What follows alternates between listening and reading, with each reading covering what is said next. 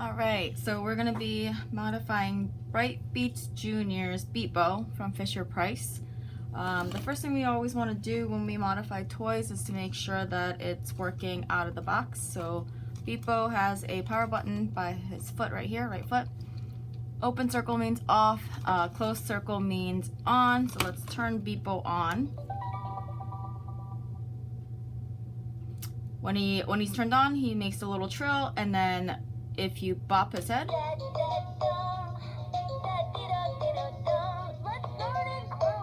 or if you shake his head too, it'll sing a 5 to 10 second song. And so we'll turn him off for now. So we know as soon as we open him up, the warranty is going to be nullified. So we want to make sure that the toy works out of the box. And so let's open him up now. There are 4 screws behind this head. I imagine that the switch, whatever is making BeatBo sing and dance, is inside the head. I believe BeatBo has a gyroscope switch. That is why he is activated when you bop his head and also when you shake his head too. So out of the box, BeatBo is pretty accessible. Before we go any further, so the modification equipment, so the things that you'll need for this modification are soldering iron, a drill, hand drill. The bit that's in it is gonna match up with a surface mount jack, 3.5 headphone surface mounted jack. And the way that I tested the sizing of it is I took a drill bit and kind of matched it up to the not the ring on the jack, but the size of this, and then I went one size up. So the drill bit that's in here is 15/64, but really you can eyeball this as long as it's bigger than the jack hole and then smaller than the ring, the nut.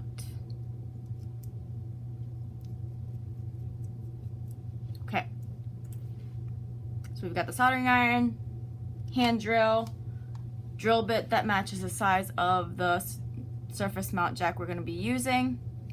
The drill bit should be a little slightly bigger than the jack itself. Screwdrivers, for the most part, the Phillips screwdriver should work, but I did grab Phillips flathead and a slightly larger Phillips. Multimeter is always a good idea to have on hand, and since we are using a hand drill, I do have a set of goggles, wire cutters, wire strippers, and then a short length 24 gauge, 22, 24, 26 gauge wire, because we will be soldering the jack to the toy. And other good tools to have: a tester button and a little tray to hold all your small screws that will inevitably get lost if you're not careful, and then all your soldering equipment like the solder tinner or the cleaner sponge thing. Alright, so we'll open BeatBo up. You can never tell if the screws are completely out or if it's just loose. Just catch those 4 screws behind BeatBo's head.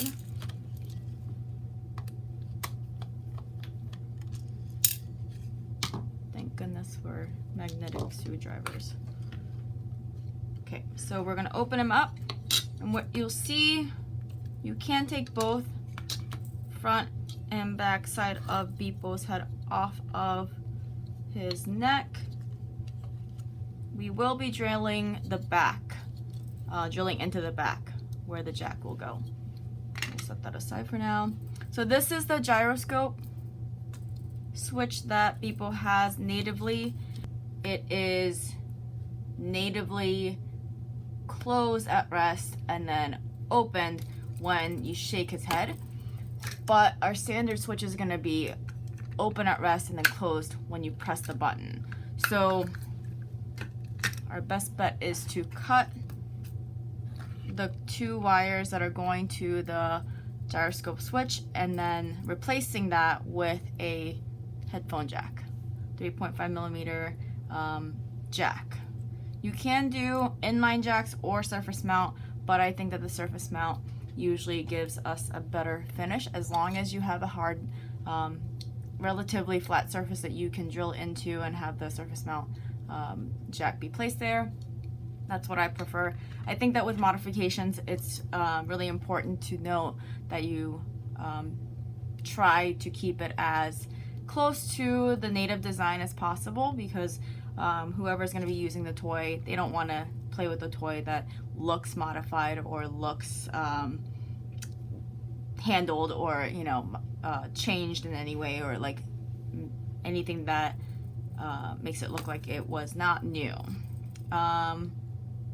And so on that note, we want to make sure, I like to make sure that we try to keep as many of the native functions as possible. So initially I really wanted to keep this gyroscope switch and also add in a switch jack, but because our switches and this switch works oppositely, we're just gonna replace the switch with a jack. Cool. So what we'll do is we will just, I guess we could have soldered it on. We're gonna cut the 2 wires off of the switch, and then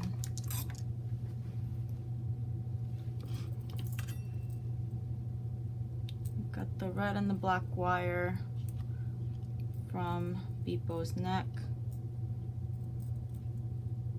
Kind of like a spinal cord, I guess. Really, because it's transferring information from top of the head throughout the body. Most of the toy cords or the wires that are inside the toy are actually smaller than what I generally use. I think this is 24. So we're gonna strip just the end of it just a little bit, enough to give us something to solder to. Yeah, it looks like 24. Strip the ends of the red and the black wires. You should have enough length that it doesn't feed back into the neck of BeatBo. So we'll leave that be, and then we're gonna add some length to those cords so that we can travel from the neck to the back of the head and outside of the toy. So we'll get some wire. You really shouldn't need much more than maybe 2 inches each side. So cut those. Just a 20 gauge. Strip the end of those. That's really fun. Okay. Strip the end of that. Okay. So for the jacks, the easiest way to figure out of all these legs underneath the jack which ones to solder into, especially if your jack is see-through on one end, which I think is by design. If you plug in your tester switch, you'll be able to tell which legs the tip and the ground is, so the 2 metal parts outside of the black ring is connected to. For us, it's gonna be the leg closest to the jack, and then to, I guess if you're holding it down, to the left up one. So let's add some length, solder onto the toy first. What I'll do is I'm going to use a helping hand to hold the wire in place.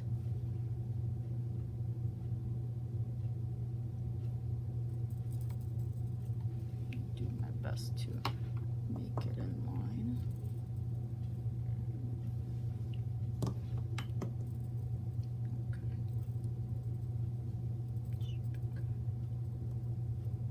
Okay. I think every engineer has a different best practice method for soldering. What I learned in engineering school, make sure you clean and tin your soldering tip. What I learned in engineering school is to heat the destination of the solder, not the solder itself. You heat where the solder is going to, its destination, and then feed the solder to its destination. It does take a little longer. Oh, okay. Then, if it, okay. First time talking and soldering at the same time, I guess. Okay. Helping hand was a little nervous. It got jittery and let go of my contact. The best practice is to, again, heat the destination of the solder. Once it is heated up, feed your solder to that destination. Let go of the solder, so pull away your solder first, and then pull away your soldering iron. But there's already solder on this point, but the helping hand got jittery, so it like moved away. I'm just gonna heat this up and then move away. That's a soldered point. Clean the tip. I will use a electrical tape. I should probably cut it, but you can rip it like that. Because the two wires are so close together, I want to make sure that it's not going to short on me. Wrap this around. I always cut away way too much electrical tape. I have no faith in how far it'll go. Let's wrap that up. Okay, so we're gonna get the other one soldered up.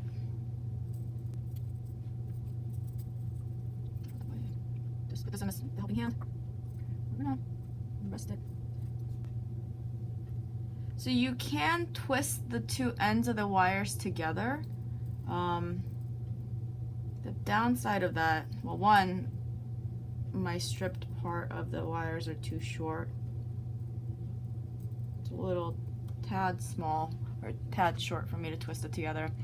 The downside of that and the risky part of that is that because you're twisting it, there's more chance that the coiled pieces will snap. And so it actually is best if you just rest it sort of close together and not bend it. So again, we heat up the destination of the solder, the solder point, a little bit, and then you come in with the solder and you gently push in the solder.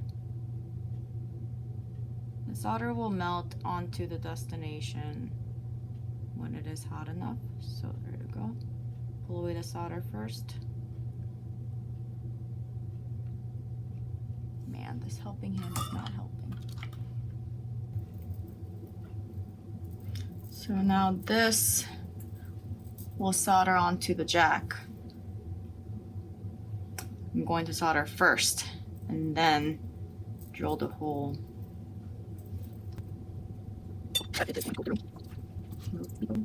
So because this is a mono jack, it doesn't really matter where the black wire goes to and where the red wire goes to, but I think technically the leg closest to the jack on this jack is the ground. So hold it this way because that is the ground. I'm going to give in to my OCD and solder the black wire to it. And semi-breaking my own rule, I'm going to bend just a little bit so we can bend the wire just a little bit so we can make sure that we're making good contact with the leg. Okay, again, heat the solder destination, not the solder. Solder destination is going to be heated, and we feed in the solder. We'll wait the solder first, then the soldering iron. And the next one, because that one works so well, I think I'm going to bend this one too. Okay. I think I'm going to cut this a little shorter because of the placement of the second leg. It's bending this wire. This was 20 gauge. Strip that.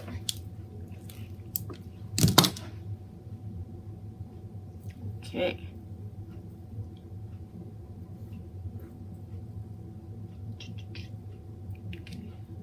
Hook that on leg.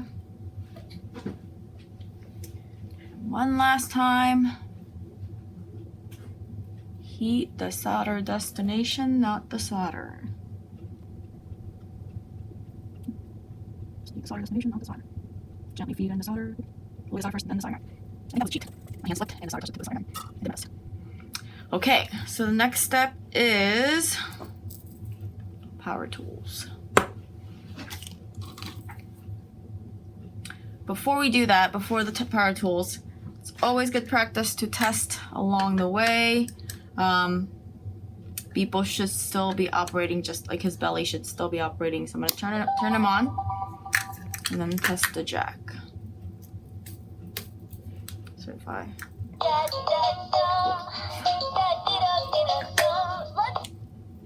gotta be honest, I did hold my breath just a little bit.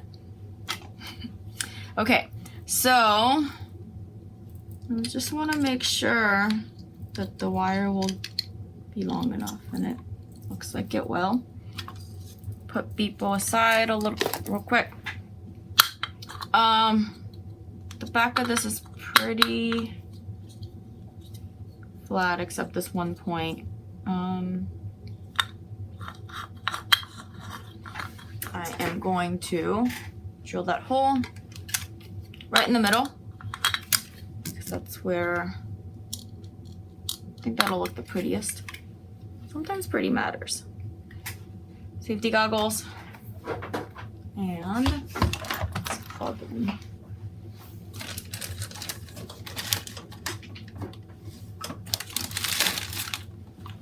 Oh, put it away.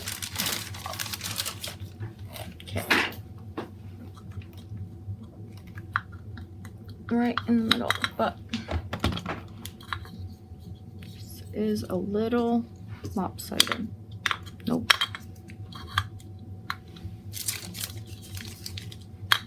There it is. Okay.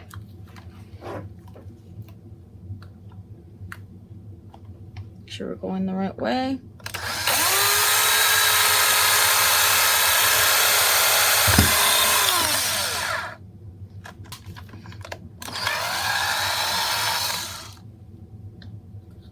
Okay, I'm gonna take it from. Okay. Okay, so where's my BeatBo? There's the hole. Right in the middle. Get BeatBo. Make sure that this fits in here. Perfect. So the jack comes with this ring.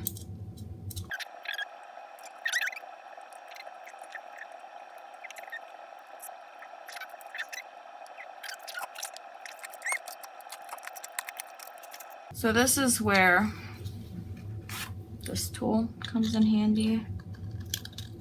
I'm gonna scrape the edges a little bit to see if I can get the ring around the jack just enough to catch the jack.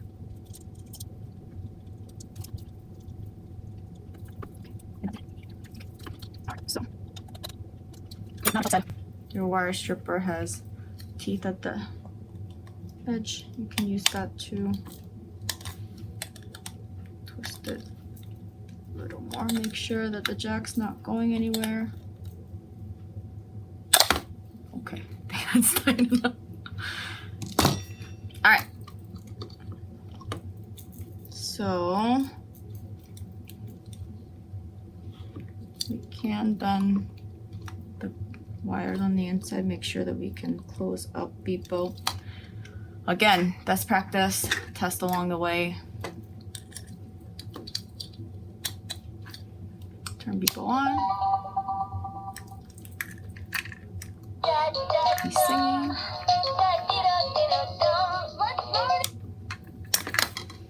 Also best practice, turn off all your tools. Soldering iron is off. Other side. Alright. Now, final step to get BeatBo back together. And then test one final time. End is near. I like a good end. Okay.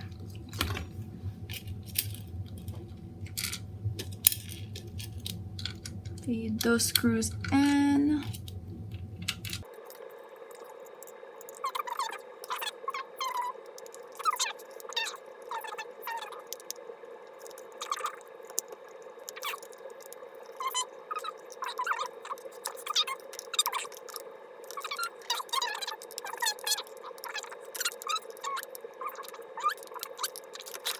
All right, so he's all put back together. The jack looks really level with everything else, and if you weren't looking too closely, I'd say that you can't tell that he's been modified. And one last step. So switch, turn him on. Let's get him a good view of the camera. Turn him on.